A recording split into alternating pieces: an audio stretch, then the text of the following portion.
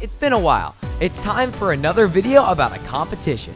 This weekend I had a competition at Obstacle Ninja Academy up in Orlando, and this was a National Ninja League competition, and it was a ton of fun. This course was super creative, one of the most creative courses that I've run this year. Some really fun obstacles, some really cool challenges. We had a ton of fun at this competition, and you guys are gonna have to wait until the end to see if I was able to complete the entire course, if I was able to get first place, if I fell, if I ended up getting last place. There are so many different things you guys are gonna have to watch till the end to find out. Get excited.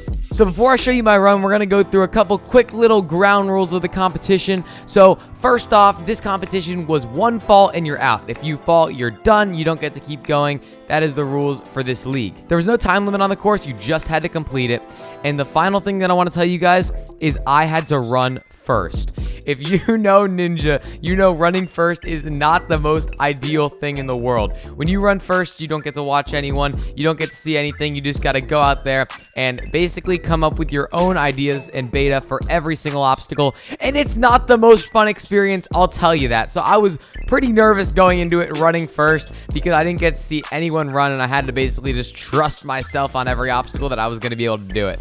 I remember sitting there a couple days before the competition, and then the run order came out, and I'm like, oh, maybe I'll be near the front, maybe I'll be in the middle, oh, maybe I'll even be last. That'd be pretty awesome. I check it, boom, first out of everyone. So you know, not the most ideal moment. And if Ninja's taught me one thing, it's that you have to persevere through any obstacles put in your way, literally or metaphorically. So with all that riff-raff out of the way, let's show you my run. So the first obstacle of the course was this precision bar run straight into 3 like lily pads, then up to a spinning platform and across some rings. And a straight bar as the first obstacle is actually more scary than you would think, because it's like if you tilt to the side and you fall off, you are done. So it was a little scary, but I was able to get through it, and then through the lily pads and up onto the big spinny platform and onto the ring, and then you had to reach through the stronghold airmail holds, pulling through, and then from there you had to redirect your swing to the devil step. What they were saying in the rules is you could kick off the wall, but I figured if I got a big enough swing and pulled to the right enough with my left hand, then I would be able to get to the devil step just by pulling, and I was right. So I got to the devil step, went up, across, down, and then I was like, you know what, I don't need to use these devil steps, and then I just skipped the whole second set of devil steps and went straight across. So that first obstacle felt really smooth and really nice, and next was the cliffhanger, and you had to stay on that platform. You couldn't come off of it, so then once you landed on the platform, you had to go up, across, and down the red cliffhangers. You couldn't use any of the other ones under there except for the red ones. So pretty simple cliffhanger, getting off of it, moving on to the next obstacle, which was really cool. You had to grab a cane in your hand, you had to run across these giant tilting platforms, and then once you got to the end of it, you had to jump up, hook it onto a bar, slide the cane all the way down, and then do some cool laches. And I felt like I was pretty efficient on this one as well. Once I hopped the cane up, I spun around, did the laches, boom, boom, and then dismounted right off. Then next was this awesome obstacle. So you had to climb up on this pole, and you had to grab the truss, and basically you had to spin it around so that the hold at the start would flip around. This is the 𝗲𝗏𝗰𝗲𝗀 guitar pick hold.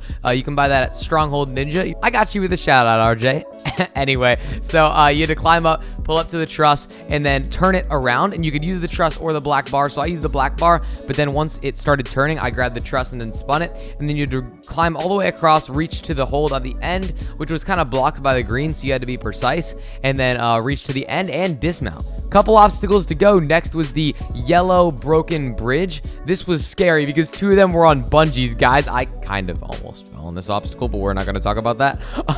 Yeah, 2 of them were on bungees, and it was scary. Like, I jumped up, and then I stepped on the one with the bungee, and I didn't realize it would drop so much, so I just sprinted across the rest, like, please let me survive, and I did survive, so I was happy. And then 2 more obstacles to go. The next one was the salmon ladder, but it was angled into the slider into a downward salmon ladder, so I'll show you that. So you had to jump up to the salmon ladder, you took a swing, I skipped over it, and then you had to take another swing, and then I skipped over the top, landed on the slider, and this was really hard, guys, because then you had to hop from the slider to another white salmon ladder rungs. But the issue with this was there was no stoppers on the slider. We thought there was going to be stoppers because for the earlier divisions there was, where you could lock it in, but for this division they did not allow us to do that, and we just had to slide it to the end, lock off as hard as we could, and just pull up. And you can see I hesitated for a sec because it was kind of a hard move, because when you pull up and you're sliding backwards, it's really hard to commit to. But then I finally committed to it, got it, went down that side of the salmon ladder, and then was the last obstacle, but you could not drop before this last obstacle. So you had to lache first to the holy trap. Once you got off the holy trap, you had to catch the podium mixed emotion holds, and they were on a bearing. So when you caught the first one, the other one spun, and when you caught the one on the back, the other one spun as well. So I caught it, took a backswing, grabbed the back, and then it started spinning. I took a big swing for the big falling shelf reverse grab move that was coming up, and I peeled off. What happened? I peeled off of it. I was so confused and I did not know what happened. And I think what happened was, since it turns on a bearing, I let go with one hand first, and then the other hand tilted down, and then it slipped off because of how fast it tilted like that. So I was so confused and shocked, basically. But I still feel like it was a pretty good run overall, and even though I did have that slip up at the end, I felt really smooth and fast, and I ran first, and I think I set a solid pace to put pressure on the other competitors. After the course run, I decided to get some redemption, so here it is.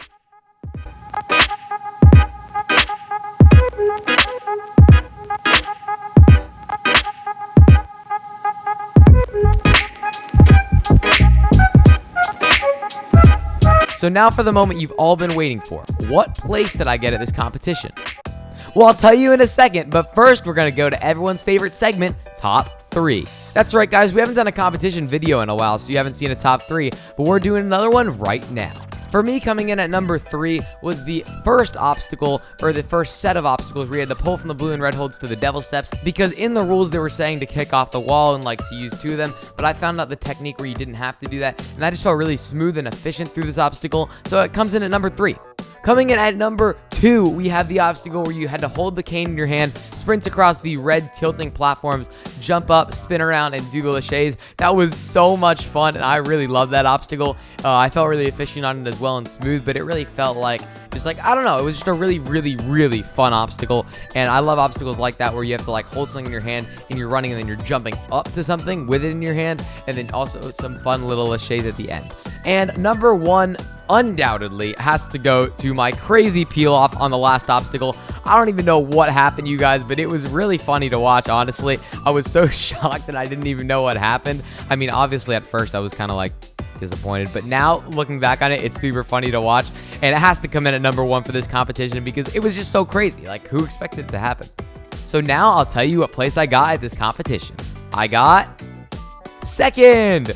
So I was the only one to make it to that last obstacle, all the way to the last runner, who was Caleb Bergstrom, who ended up clearing the entire course. So congratulations to Caleb for 1st place, and then also congratulations to Diego for 3rd place. You guys killed it. This was a super fun competition. Thank you so much to everyone at ONA, RJ Roman for creating an awesome course as well. You guys did a great job. This gym will put on some of the best competitions that you will ever see. So thank you guys so much once again for putting on another great competition. Thanks so much for watching. If you enjoyed, please make sure to like, subscribe, comment, share. I'm ending this video quick because I want retention to be high, so bye.